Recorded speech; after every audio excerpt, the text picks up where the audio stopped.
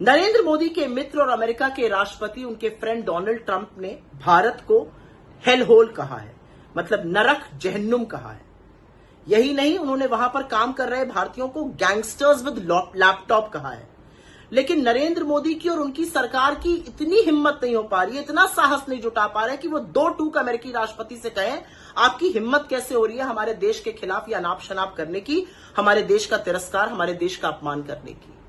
और थोड़ी देर पहले विदेश मंत्रालय के नुमाइंदे आए, उनसे पूछा गया, उन्होंने कहा हमने देखा है लेकिन हम इस पर कुछ कह नहीं सकते।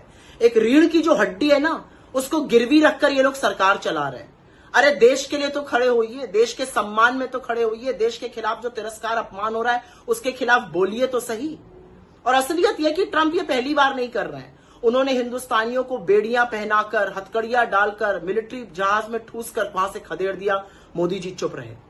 उन्होंने लगातार इंडिया को अब्यूजर एक्सप्लॉइटर कहा, हमारे ऊपर 50% टैरिफ ठोक दिया। मोदी जी चुप रहे। अरे मोदी जी को खुद तिरस्कृत किया, वहां गए जब तो इनसे मिलने भी नहीं आए, मोदी जी चुप रहे। यही नहीं, डोनाल्ड ट्रंप ने इंडिया का तिरस्कार करते हुए पाकिस्तान को गले लगाया हुआ है। असीम मुनीर को, जो नरसंहारी है, उसको घर रोज बुला के दावत देते रहते हैं। मोदी जी कुछ नहीं कर पाते हैं। बार बार डोनाल्ड ट्रंप कहते हैं मैंने सीज फायर कराया, खुद प्रधानमंत्री को अपमानित करते हैं, मोदी जी चुप रहते हैं। पता है क्यों? क्योंकि इस देश का प्रधानमंत्री कॉम्प्रोमाइज है, कमजोर है, डरा हुआ है और उसका खामियाजा पूरा देश भुगत रहा है। इस देश के प्रधानमंत्री को अमेरिका ब्लैकमेल कर रहा है, भगवान जाने उनके पास क्या है। और इसी वजह से प्रधानमंत्री अपना मुंह खोलकर दो टूक ये कह नहीं पा रहे हमारे देश का लगातार अपमान करने का काम बंद कीजिए।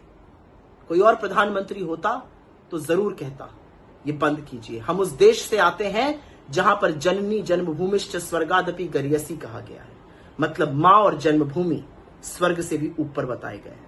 और यहां पर एक व्यक्ति हमारे देश को गालियां दे रहा है, हमारे देश को नरक बता रहा है, जहन्नुम बता रहा है, और प्रधानमंत्री के मुंह से एक शब्द नहीं फूट रहा है। और चरण चुंबक मीडिया जो सबको सर्टिफिकेट बांटता रहता है राष्ट्रभक्ति के, उसकी राष्ट्रभक्ति का डब्बा तो इतना गोल है कि एक शब्द वहां से भी नहीं सुनाई दे रहा है।